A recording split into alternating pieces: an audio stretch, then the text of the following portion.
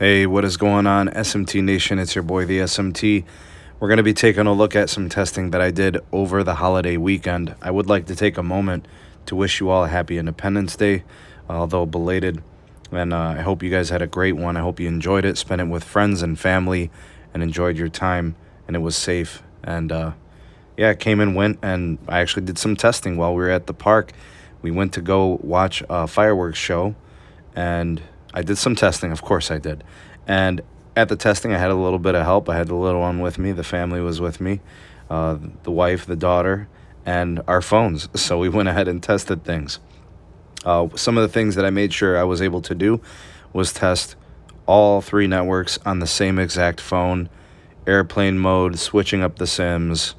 Everything was baselined out, so it was great.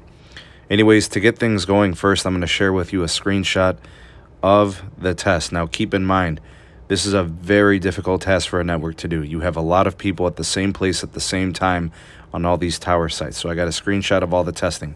I ran 6 tests. I did an LTE and a 5G test for each of the 3 carriers. And between each one, I airplane mode, flashed the airplane mode, made sure that everything was clean and we were starting with fresh connections. And what I discovered might or might not surprise you. I'm going to go ahead and cover them in order from slowest to fastest. So let's get things started first with Verizon. Verizon on the 5G test came in at 1 megabits per second down, 7 megabits per second on the uplink. Concerning, there's not much headroom there. That is a very congested network. Now it's crawling, but it's not dead. So it was moving. You could watch low resolution video. You could do your browsing, your emailing. That wouldn't be a problem, but there's just not a lot of wiggle room there. Not much capacity left over. You'll see by the screenshot there, didn't do great. The uplink was fine at about 7 megabits per second. Now the LTE didn't really show us much difference. Again, very little change on the LTE side. 1.5 megabits per second on the downlink and 12 megabits per second on the uplink.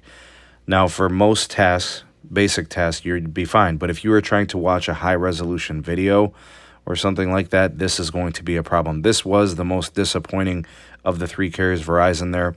They continue to have troubles in suburban areas where they don't have millimeter wave nodes or any of the small cells through red tape or whatever the case may be. Anyways, let's move on. The next one, AT&T.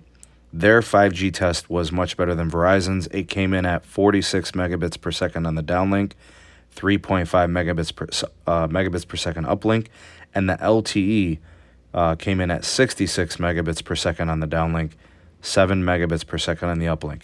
So clearly much more capacity than the Verizon network during this testing. The LTE better than the 5G as well. A couple of notable things there. I would like to also state part of the problem is that Verizon just has way too much network traffic. They have a huge market share here for postpaid.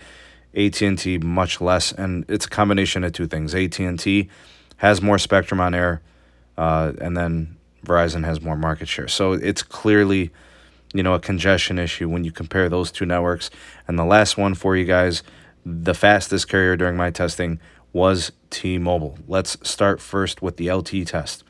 74 megabits per second on the downlink, 13 megabits per second on the uplink, and that was pretty good. That was the best LTE speeds that I tested from either of the 3. It was faster than Verizon, faster than AT&T. Now on the 5G side, again, T-Mobile takes the cake. On the 5G side, they had 87 megabits per second on the downlink, and then 10 megabits per second on the uplink. So that's nothing crazy, obviously, but it is the most capacitive network in this testing. The most wiggle room, the most capacity to spare. So there's a couple of things that you got to know about this particular setting. This is a suburban setting. This is the type of setting where I think, when you're thinking about maybe the market share issues, Verizon simply just has way too much traffic on their network.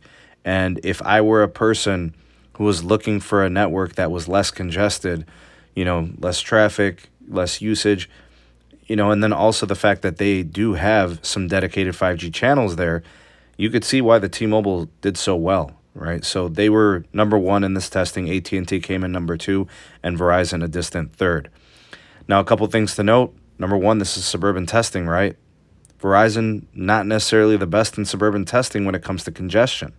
Unless they have a lot of small cells up in that area, unless they have millimeter wave or CBRS or anything like that, it's going to be tough because they simply don't have the spectrum yet. Once C-band goes live, it's a different story. AT&T has more spectrum on air. They have more carriers that they can aggregate. Clearly, the testing shows that. They also don't have the market share that Verizon does. Verizon has a huge postpaid market share here. And lastly, to add, T-Mobile, they have the least market share in the CLE. They have dedicated 5G spectrum. You know, they've able to offload a lot of the LTE traffic. Clearly, they're in a position where they should be able to offer the best speeds and the least amount of congestion in a city like the CLE when considering the market share and their spectrum position. So that was my testing. Let me know what you guys think of my experience. Let me know if you see similar in your markets, or if you did any testing on the 4th of July and you have access to multiple networks. I'd love to know how they performed for you. Bravo, T-Mobile came in at number 1, AT&T number 2, and Verizon way behind at number 3. Go ahead and drop me a line in the comment section below, the voice of the people, the SMT Nation. Let your voice be heard, and we're going to hashtag Independence Day. If you're a real one and you watch this all the way through, hashtag Independence Day. Thanks for watching. We'll catch you on the next video. Peace. Thank you for taking this opportunity to watch the SMT YouTube channel. If you appreciated this video, give it a like and a share to all your favorite social media platforms. Thank you in advance for that. Also, check out some of the links in the description box. We have the SMT Patreon page. We also have the Twitter handle at SneedTech. And do check out the audio-only podcast available on all the major podcast platforms. And if you are new, have not subscribed, go ahead and hit that subscribe button and activate the bell notification icon so you never miss an upload from the SMT. We'll catch you on the next video. Peace.